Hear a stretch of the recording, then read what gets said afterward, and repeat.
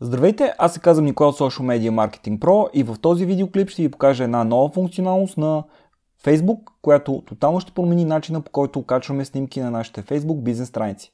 Останете до края, за да разберете каква е тя.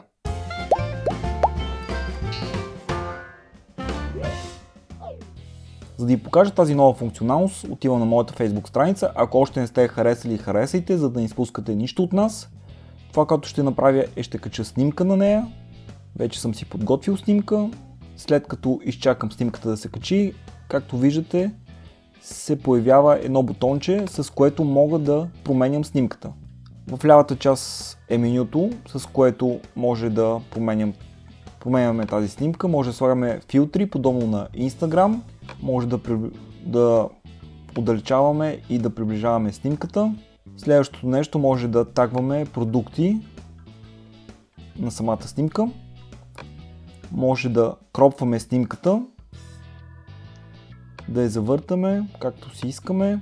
Следващото нещо е, може да добавяме текст, може да променяме шрифта, също може да променяме и цвета на текста.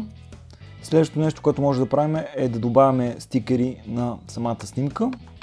Ако тези стикери не са ни достатъчни, може да си купим, когато кликнем ето това хиксче тук. Тоест не да си купим, те са напълно безплатни от техния стор за стикери. След като сте си направили снимката, както искате, написали сте си някакъв текст, сложили сте филтър, който харесвате, натискате бутона Save и снимката ви е готова. Натискате Publish.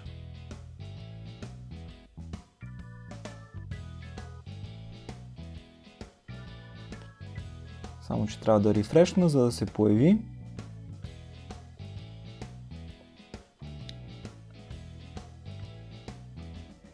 И ето я, готова е. Напишете в коментарите дали тази нова функционалност ви харесва, дали ще я използвате или я използвате в момента и какво мислите за нея. Ако този видеоклип ви е бил полезен, не забравяйте да го харесате, да го споделите с вашите приятели. Това е всичко от мен, Николай, ще се видим следващия път. Чао!